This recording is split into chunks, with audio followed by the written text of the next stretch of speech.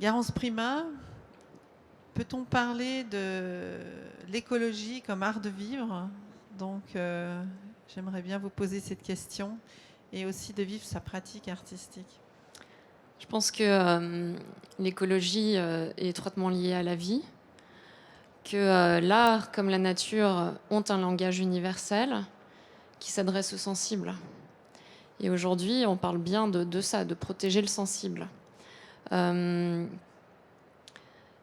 Oui, donc je pense que le rôle de l'artiste est indispensable à nos sociétés pour amener du sens et pour amener du sensible. Merci. Et justement, en parlant d'artistes, en parlant de femmes artistes, quelles sont les conditions de vie en tant qu'artiste dans nos sociétés? Sont-elles écologiques, en fait, les conditions de l'artiste, les conditions de vie de l'artiste? Marie Velardi? Ouais, c'est quand même une grosse question. Hein, mais, Ouais. Alors, encore une fois, je peux pas répondre d'une façon générale. Et ça rejoint un petit peu ce que je disais tout à l'heure par rapport aux conditions de nos pratiques.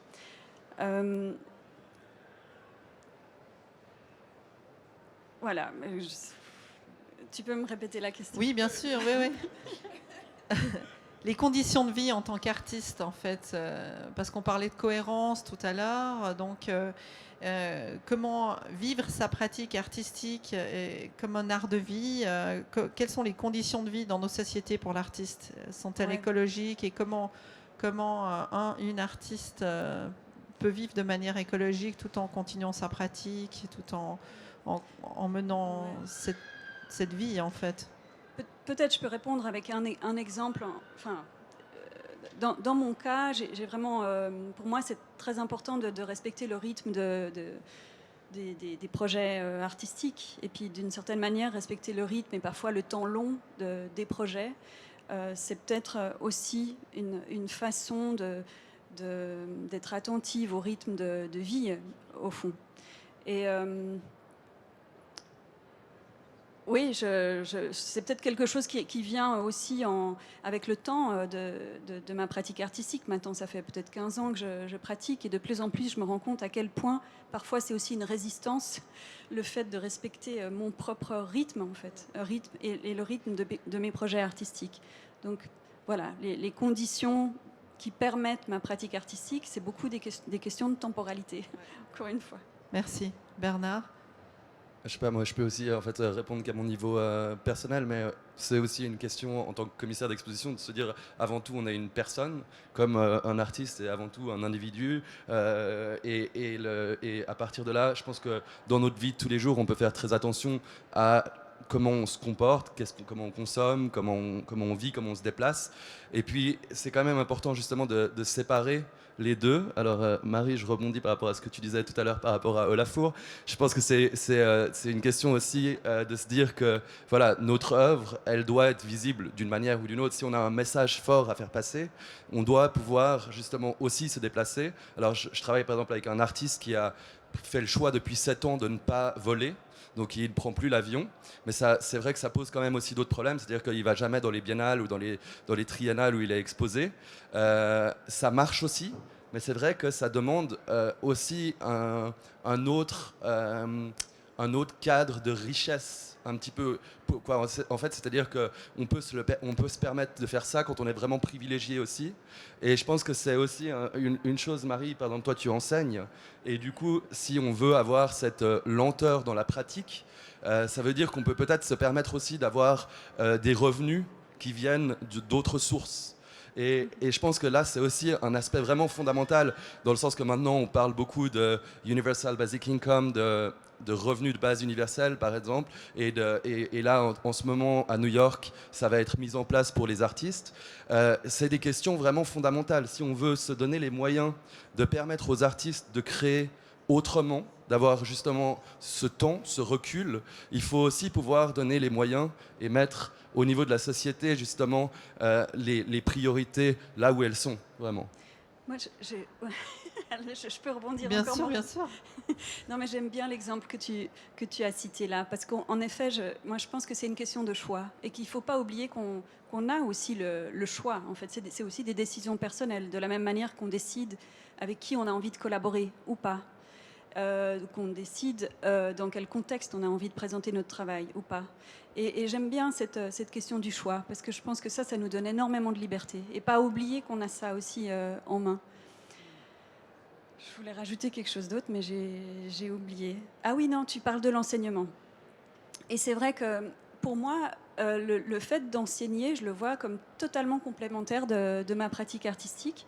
Et j'essaye aussi dans le fait d'enseigner, de transmettre, de partager avec les plus jeunes, d'ouvrir à ces questions-là aussi, d'écologie, de relations. Quel est l'effet de nos pratiques, l'impact de nos pratiques auprès du public, auprès des autres. Ça, je pense que c'est des questions hautement sensibles en termes d'art. Pas uniquement avoir envie de montrer ses tripes, mais aussi de réfléchir à dans quelle position je mets les autres en fait avec ma pratique artistique. Et ça, je trouve que c'est super intéressant de l'aborder avec les plus jeunes. Et puis, il y a aussi autre chose, c'est que dans l'enseignement, moi, je suis amenée à montrer énormément d'exemples d'artistes. Et j'essaye vraiment à chaque fois de porter mon intention aussi à, évidemment, une égalité femmes-artistes, hommes-artistes, ce qui n'est pas une évidence dans la plupart des cours. Donc pour moi, ça c'est absolument important. Et puis aussi des pratiques artistiques qui sont multiples, en fait, de différentes manières de pratiquer l'art avec ces questions qu'on est en train de se poser aujourd'hui.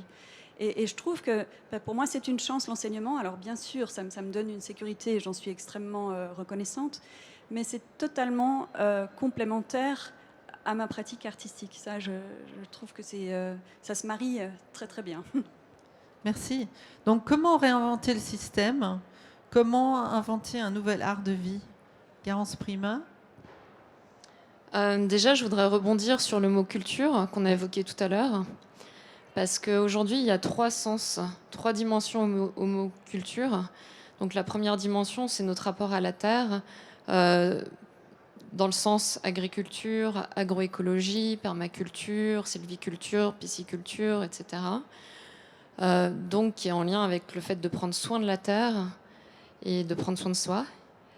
La deuxième dimension du mot culture, c'est la dimension sociale.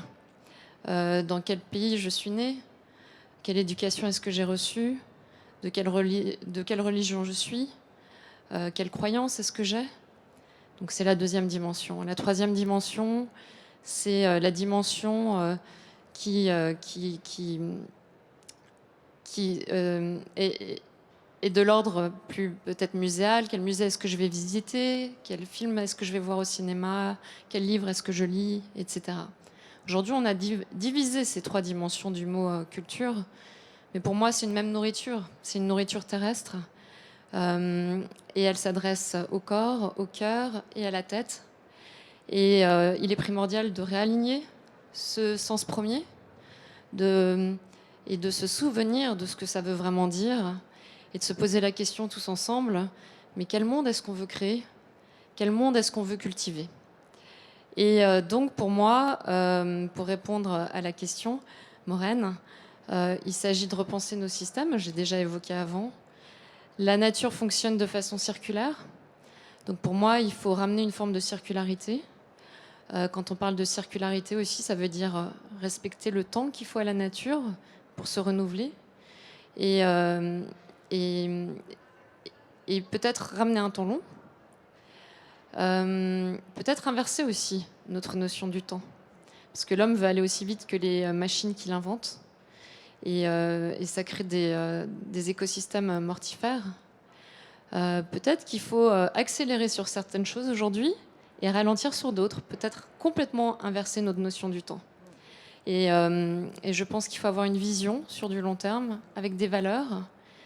Défendre cette vision et ces valeurs avec des objectifs à court et à moyen terme. Et donc tout ça implique de repenser nos économies, de repenser notre façon de consommer. La consommation, c'est un acte de création. la façon dont on a de consommer participe de la création du monde. Donc on est tous les co-créateurs du monde dans lequel nous évoluons. Et aujourd'hui, on peut tous décider ensemble de changer le cours des choses. Merci. Marie? Tu peux répéter la question? Oui, justement, comment réinventer le système et créer un nouvel art de vie? Et les grandes questions. Parce qu'en fait, dans votre travail, vous présentez la nature qui nous échappe, les territoires mouvants, Oui. la terre-mer. Oui. Je trouve qu'on vit une période intéressante par le fait qu'on est amené à repenser notre place quand même sur la Terre. Là, on en parle beaucoup, il y a énormément de philosophes qui abordent cette question-là, le fait de repenser notre place en tant qu'humain sur cette Terre, et puis apporter ça dans une pratique artistique. Ça veut dire aussi de repenser ma place en tant qu'individu. Et moi, ce que je trouve intéressant, c'est de prendre en compte les relations aussi avec peut-être des éléments qui nous échappent, de pas considérer qu'on est tout puissant, qu'on peut tout contrôler. Mais justement, en repensant notre place, ça veut dire repenser notre place avec les autres, repenser notre place vis-à-vis des autres êtres vivants, les autres éléments. Et au fond, alors plus concrètement, par rapport à ma pratique artistique, j'ai été amenée dans différents projets à travailler avec ce que je ne contrôle pas. En l'occurrence, j'ai travaillé à partir du déplacement du trait de côte dans le temps, travailler à partir de la relation avec le fleuve auprès duquel je suis née. Et je trouve super stimulant, quelque part, pas stimulant, inspirant, de travailler à partir de ce que je ne contrôle pas et travailler avec l'incontrôlable. Par exemple, j'ai beaucoup développé dans ma pratique artistique la relation avec les territoires mouvants, avec l'eau. Et travailler avec l'eau, c'est vraiment travailler avec un élément qui nous échappe. Et pour moi, ça aussi, c'est de l'ordre de repenser notre place sur la Terre aujourd'hui, en fait. Mais simplement comment le transposer dans ma pratique artistique.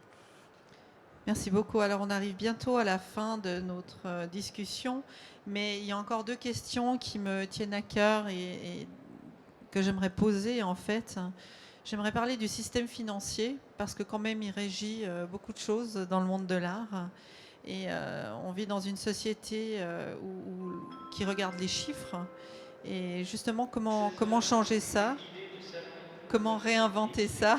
Ça va, vous m'entendez toujours. Garance, peut-être justement le système financier. Je trouve intéressant cette question parce que je trouve que le système financier a une faille. Justement, le fait de regarder que les chiffres, c'est un problème. Parce qu'en fait, on parlait du sensible. Le sensible n'est pas mesurable par les chiffres. Donc pour moi, il faut ramener de nouveaux indicateurs, des indicateurs du vivant, du bien-être du vivant, de l'équilibre du vivant. Ramener cet équilibre, c'est un peu comme un couple, 2 hémisphères. Il y a l'hémisphère gauche, les chiffres, l'hémisphère droit, qui représente le sensible, peut-être cet art de vie.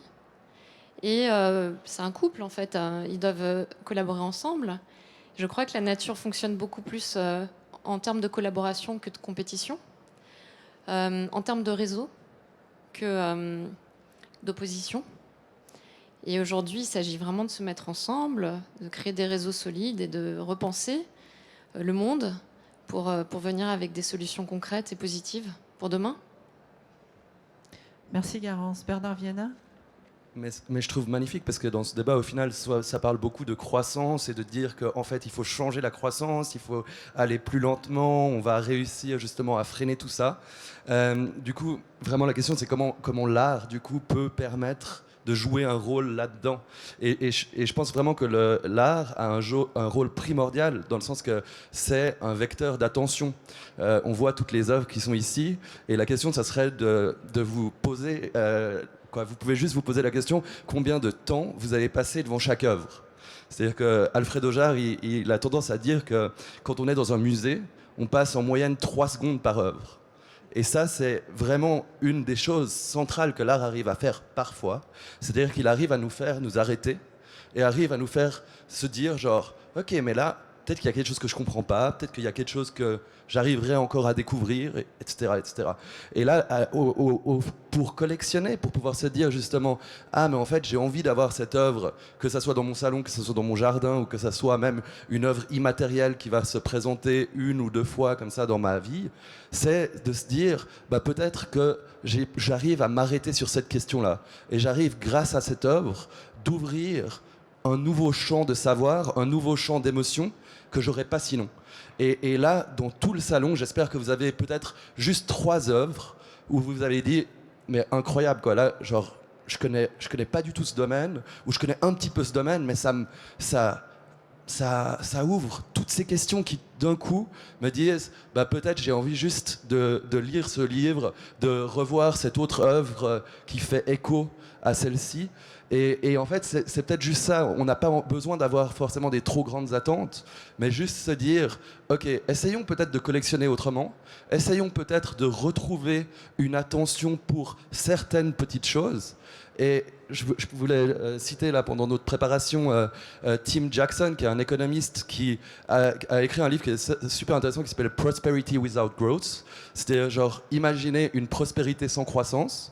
Et c'est un petit peu ça, quoi. C'est arriver à refocuser, quoi, ou recadrer son attention sur du savoir, sur un moment immatériel. Et mine de rien, les œuvres que vous avez ici, c'est un petit peu ça aussi. C'est au final investir potentiellement même beaucoup d'argent pour un bien qui n'a pas beaucoup de matériel. Et vous aviez demandé tout à l'heure, là, justement, mais qu'est-ce que c'est que d'investir durable? Et je pense qu'il y a énormément de connexions qu'on peut faire entre, justement, une nouvelle forme de croissance et peut-être percevoir l'art d'une autre manière. Oui, justement, ça fait partie de la question finale, c'est comment investir durable, et ça s'adresse aux collectionneurs ici. Comment s'investir en tant que collectionneur d'une manière durable, et comment investir durablement dans l'art? Marie? Oui, je voulais juste rebondir là-dessus parce que je trouve que c'est super intéressant. Et dans notre table ronde, on a souvent parlé de questions de temporalité, et je trouve intéressant de réfléchir à, finalement, peut-être le fait de financer l'art, c'est peut-être de réfléchir à qu'est-ce que j'ai envie de faire exister, plutôt que uniquement qu'est-ce que j'ai envie d'acquérir, mais ça peut être aussi d'inverser ce rapport temporel plutôt. Et là, il y a peut-être des choses à imaginer, à inventer, comme quel type de projet artistique j'ai envie de voir exister, et comment est-ce que je peux participer, collaborer ou aider à ce que ça existe. Et au fond, je trouve que c'est intéressant parce que c'est au niveau temporel, ça renverse un petit peu la question. C'est pas quelque chose. Je peux pas uniquement agir au niveau final quand il y a un produit fini et je l'acquiers. Peut-être qu'on peut aussi imaginer des collectionneuses, collectionneurs qui participent au soutien d'un artiste de manière à ce qu'une œuvre pourrait exister. Ou pourrait se développer, ou qui participent aux conditions de développement de certaines pratiques. Moi, j'ai l'impression qu'il y a des choses à encore imaginer et inventer. Merci. Garance Prima, un mot final? Je vais essayer de faire vite. Je voulais rebondir sur le terme croissance. En fait, la croissance économique, pour moi, c'est un problème parce qu'on appelle croissance quelque chose qui, sur du long terme, est un outil de destruction, qui est décroissance, en fait. C'est croissance que sur du court terme. Et donc, il faut repenser les mots, comme je l'ai montré aujourd'hui. Et en fait, il faudrait calquer notre croissance économique à la croissance de la nature et de la croissance de l'être humain, basée sur l'équilibre de nos écosystèmes naturels. Et pour terminer, je voudrais dire que finalement, le développement durable et l'écologie, c'est rien de plus que la transmission, qui est le principe même de la vie, pensée sur plusieurs générations. On devrait tous penser comme ça, en fait. Vivre à l'instant présent et puis penser aux générations futures. Et puis j'ai envie de terminer en disant que finalement tout ça revient à la question de la grande toile que l'on a envie de peindre ou de tisser tous ensemble. De se questionner là-dessus. Qu'est-ce qu'on a envie de créer et quelle toile est-ce qu'on veut pour ce monde ? Merci. Donc on parle bien ici de co-création et de collaboration. Donc j'ouvre Enfin, je vous donne la parole à ce public. Est-ce que quelqu'un aimerait faire un commentaire ou poser des questions?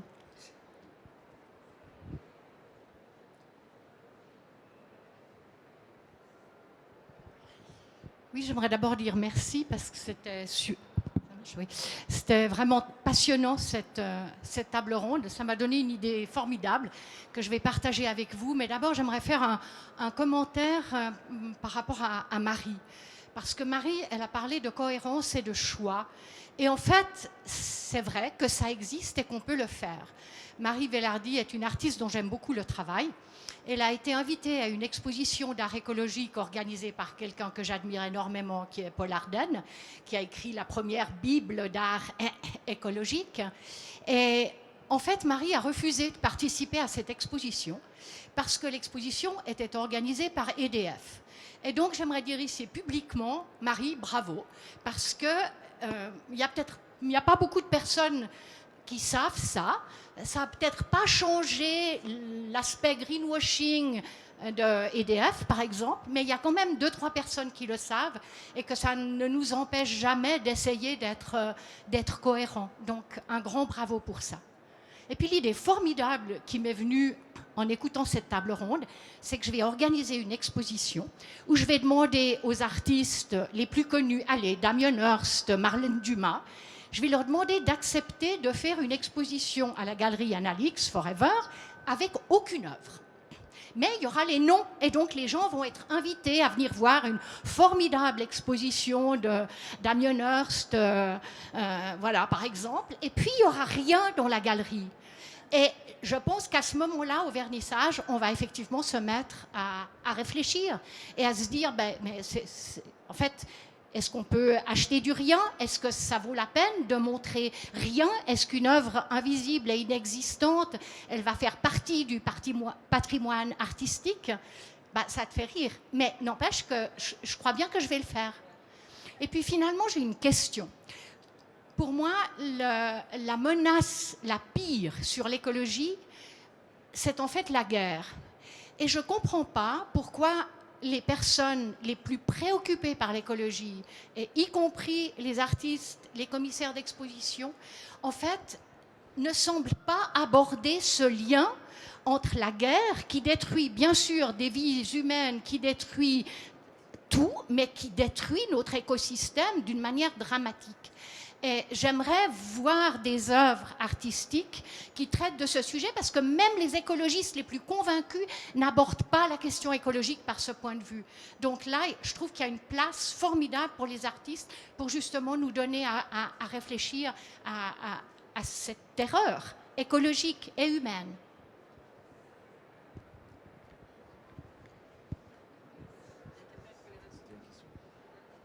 Bon, alors si c'était une question, je veux bien répondre parce que justement là en fait c'est vrai qu'on n'a pas du tout évoqué la situation en Ukraine et c'est vrai que c'est malheureux quasiment de parler sans pouvoir justement avoir une grosse pensée justement par rapport à tous les gens qui souffrent en ce moment. Et je crois vraiment que les artistes en fait sont très actifs en ce moment par rapport à la situation en Ukraine.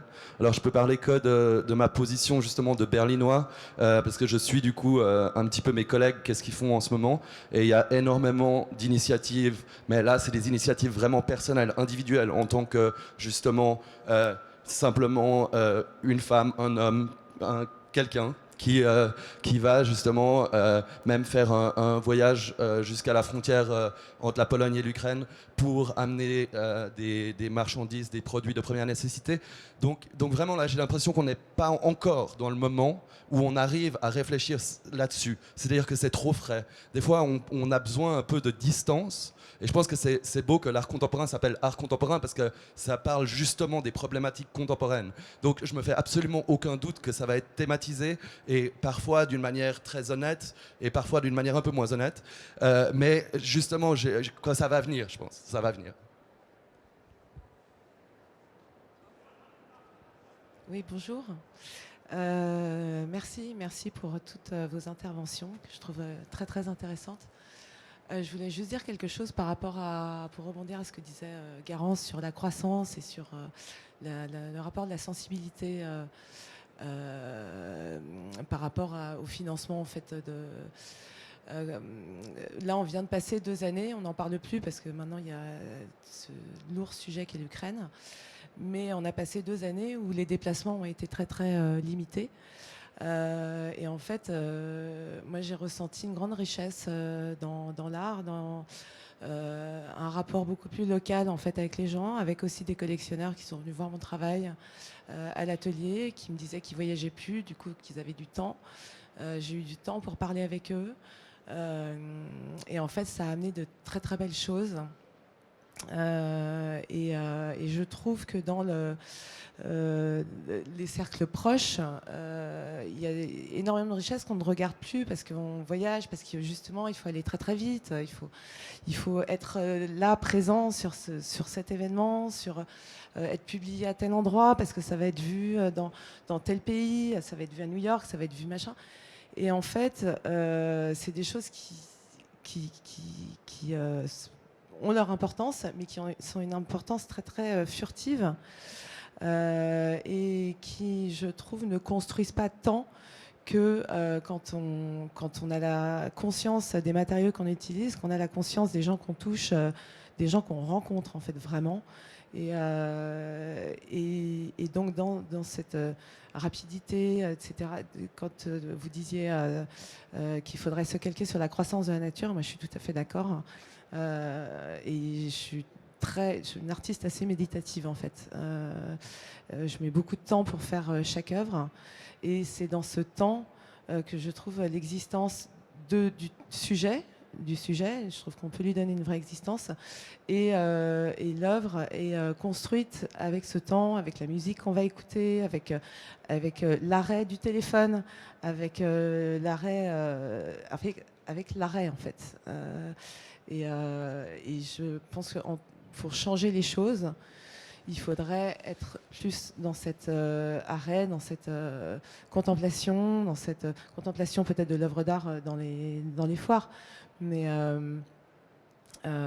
vraiment prendre le temps des choses. Et puis les matériaux qu'on utilise, c'est des matériaux plus proches de nous. Voilà.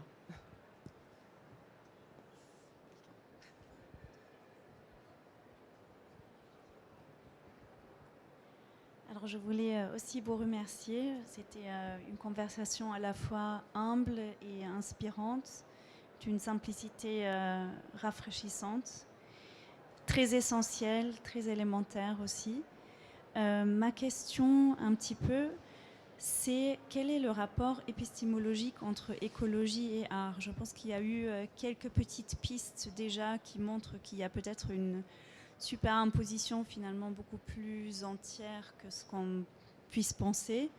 J'ai parfois remarqué que malheureusement l'outil ou le concept d'écologie est presque utilisé pour limiter l'art. Bon, je pense que la critique par exemple de l'installation d'Olafur est un bon exemple de ça, mais ça va plus loin aussi de façon presque idéologique parfois, où l'art devient subordonné plutôt que d'être un catalyseur. Et donc juste, je voulais avoir un petit peu vos réflexions sur cette articulation de façon plus précise encore. Au niveau étymologique ?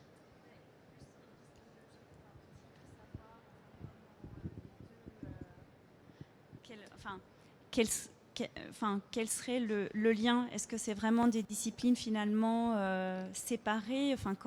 Je vais rebondir de nouveau sur l'étymologie. Donc je crois que ça vient de échois, quelque chose comme ça, je ne sais pas comment ça se prononce, en grec. Et logo, qui veut dire maison pour le premier, et le deuxième qui veut dire connaissance. Donc c'est vraiment le savoir, c'est la sagesse de notre maison commune en fait. Et ça fait appel à l'éducation. Je pense que l'art est un formidable outil pour sensibiliser et éduquer les gens à une autre façon de faire et inspirer le changement positif. Merci. Si je peux rebondir justement par rapport à cet aspect de non-limitation, parce que je pense que vous avez totalement raison, c'est souvent une critique aussi, c'est de dire « Ah ok, on va faire de l'art écologique et du coup, on va devoir forcément faire ci, ça, ça, ça pour thématiser justement la question. » Et je pense que c'est pour ça qu'il y a en fait certains artistes qui arrivent vraiment à pousser des questions qui vont plus loin parce qu'ils arrivent à trouver des angles différents d'approche. Et c'est ça, c'est-à-dire que c'est pas simplement penser genre une problématique et se dire ah ben là j'ai envie de parler de CO2 et d'émissions de CO2, mais à travers un lieu, à travers des matériaux, à travers des types de pratiques, des gens qu'on rencontre, arriver à trouver des liens qui permettent justement, pour certaines personnes, peut-être même pas pour tout le monde, de se poser des questions. Et les œuvres qui sont vraiment géniales, et je pense que c'est là où on a vraiment besoin de prendre du temps, et parfois on a même besoin d'avoir connaissance de l'artiste, de le rencontrer, d'aller dans son atelier et de parler beaucoup avec cette personne, c'est que c'est pas forcément évident. Et là, c'est ça qui est toute la difficulté, je pense, dans les pratiques écologiques d'art écologique contemporaine ou les pratiques d'art durable contemporain, c'est d'arriver à trouver des œuvres qui sont suffisamment subtiles. C'est d'arriver à trouver des œuvres où on peut rentrer par différents canaux et où on peut se dire, par exemple, bah, cette œuvre, je la trouve juste belle esthétiquement.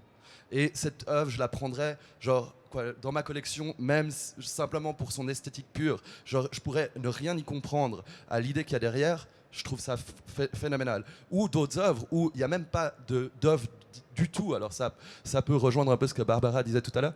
Il n'y a pas du tout d'œuvre du tout, mais l'idée est tellement magnifique qu'on la prend et on la garde avec nous pour, à la limite, toute la vie. C'est-à-dire que là, ça peut être une phrase, elle peut être écrite une fois sous forme de néon, alors que les néons, c'est pas le truc le plus écolo possible. Mais en même temps, si ce néon m'imprègne pour des décennies, là, il y a peut-être un effet qui est différent quand même.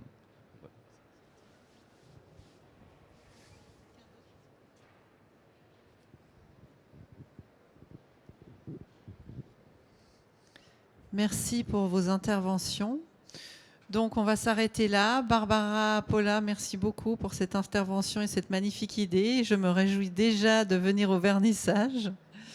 J'en profite pour vous remercier, le public, artistes, collectionneurs, amis de l'art, galeristes, amoureux de l'art.